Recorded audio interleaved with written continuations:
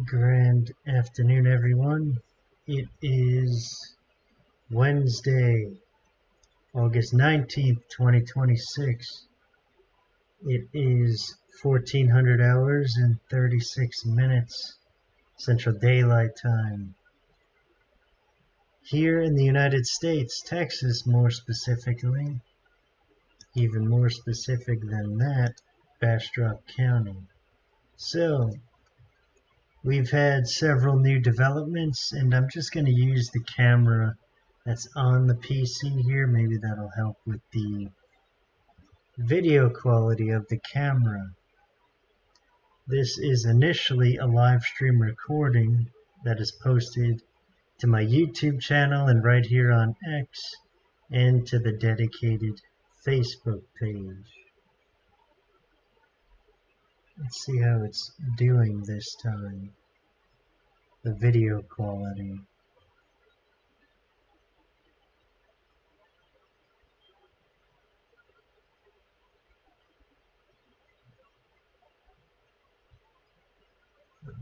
That's with my microphone.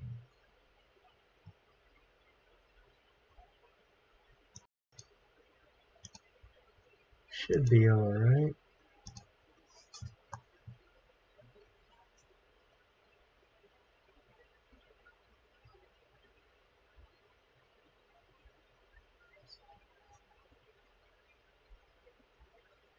See how it's doing this time. Should be alright. This is initially a live stream of 200 hours and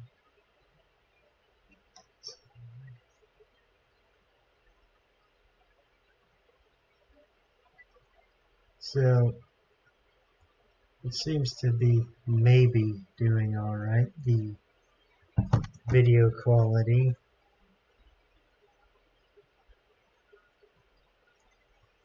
One moment.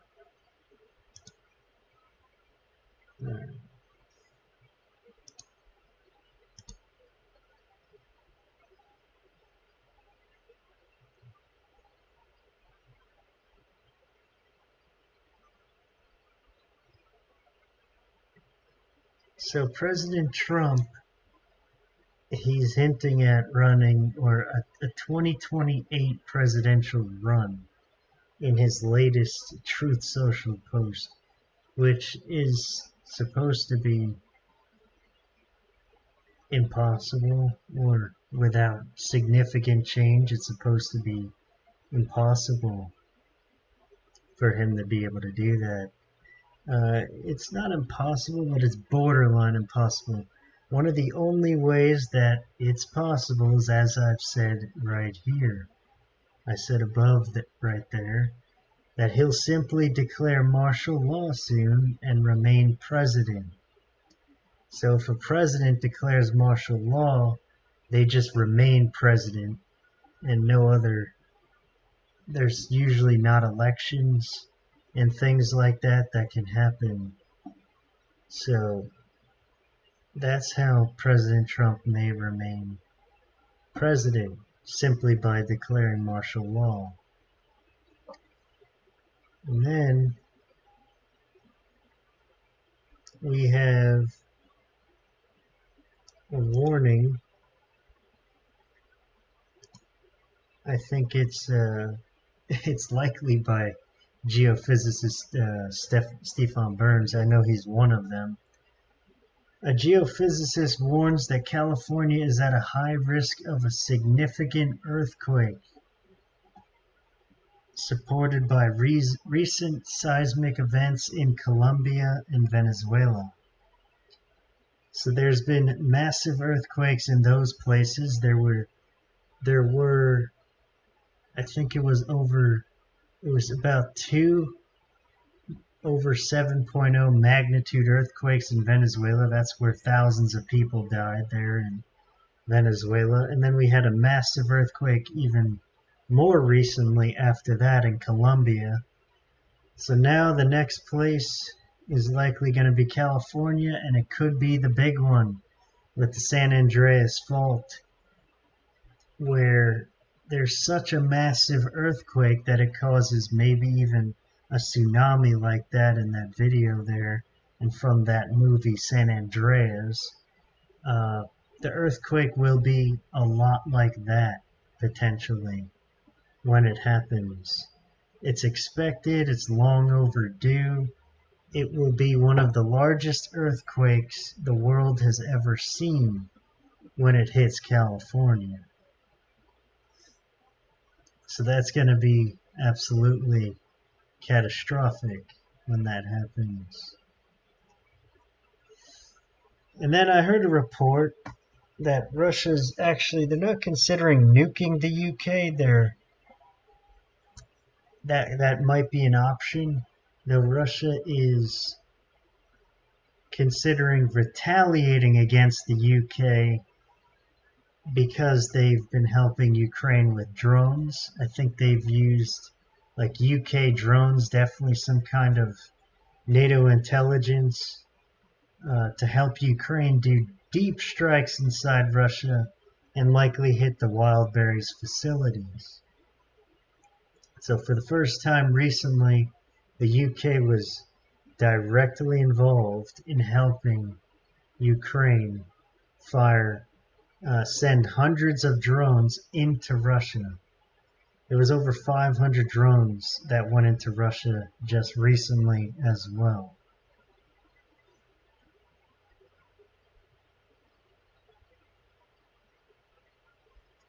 Now we have this here from BRICS News. Russia says it is fighting with, or more accurately alongside, North Korea against Ukraine to establish a new and righteous world order. So what they really want to do is, a global dystopian.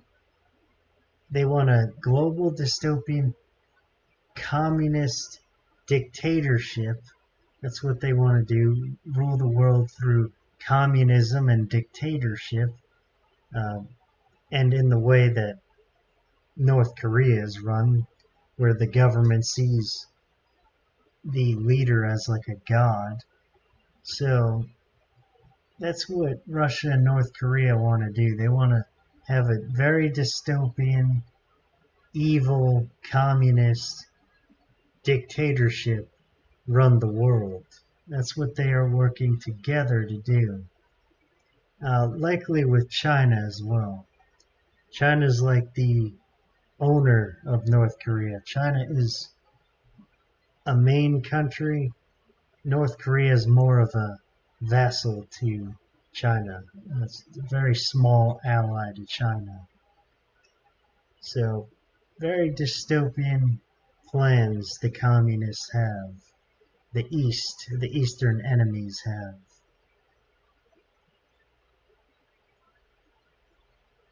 And we have this report here. JP Morgan is warning that the world could face a major food supply crisis in 2027 as fertilizer shortages drive up farming costs. And that's not just the fertilizer, it's the oil too. They left that part out. So fertilizer and oil will both be very minimal by then. So I said total SHTF is coming soon. That's what happens. So the fertilizer is very low. It's very hard to get for farmers and people like that. So that's running out. It's been running out for months. Same thing with oil. There's starting to be more oil shortages globally. It's happening already in Russia. There's lines in Russia that are hours long, about 4 hours. They line up at gas stations. They barely get any fuel. There's oil shortages happening globally, and it will be seen here more in the United States. It's not untouchable. We're not oceans away anymore. We are at war with some of the most advanced countries in the world: Iran, North Korea, China, and Russia. and they can easily reach the United States with, say, missile strikes or activate sleeper cells within the country. There's a lot of things that they could do, or even more commonly known, Russia and China could send nuclear weapons towards the United States at any moment right now. So there's a lot going on. It is very intense. Everything is escalating towards a more nuclear phase. It could become nuclear war very quickly. Check this again. There's a lot going on.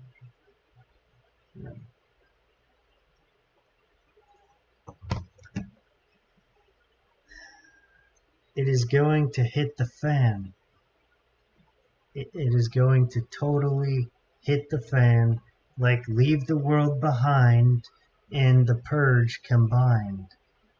They leave out in the movie Leave the World Behind, what they leave out is the looting and the chaos and the anarchy and maybe the store shelves more empty because likely a lack of supply. Maybe the people were also panic prepping if they knew that the grid is going to go down. I mean, there was one guy in like the whole movie that they show as like a prepper, and he's stocking up on water and supplies at the store because he has some kind of information that it's going to hit the fan very soon. So he's stocking up. And that's what happens. The grid goes down in that movie, Leave the World Behind. It's like some kind of EMP, at least, that happens in that movie. And cyber attacks, potentially. And then, as for the Purge, like, good example, the Forever Purge. It'll be like that for a long time after it really hits the fan. And then we have the Trump administration, especially President Trump. This is also being reported from CNN and First Squawk, as you can see there. He ordered the U.S. envoys to halt all negotiations with Iran. There are no more peace negotiations, no more talks at all with Iran at this time. It is there out in the open, so the world can see and understand that now. There's not going to be any MOU, there's not going to be any peace deal. One side has to win. One side has to surrender. That is the only way that this goes now. One side surrenders. One side wins the war. And it is getting more intense by the day. It is especially escalating into a nuclear phase. It is very likely at this time that nuclear weapons are used, as the Trump administration, it's also reported, especially by Marjorie Taylor Greene. She's a former congresswoman, and she reported that the U.S. is considering nuking multiple different locations in Iran. As I've been saying, it's one of the best things to do when it comes to Iran strategically and in a military sense. The only way you deal with certain hard targets in Iran, like Pickaxe Mountain, is by nuking those targets and locations.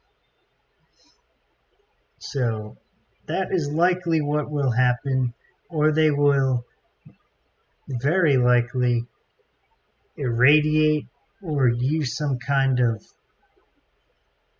toxic or chemical weapons by the entrances of those locations, making them inaccessible and inoperable.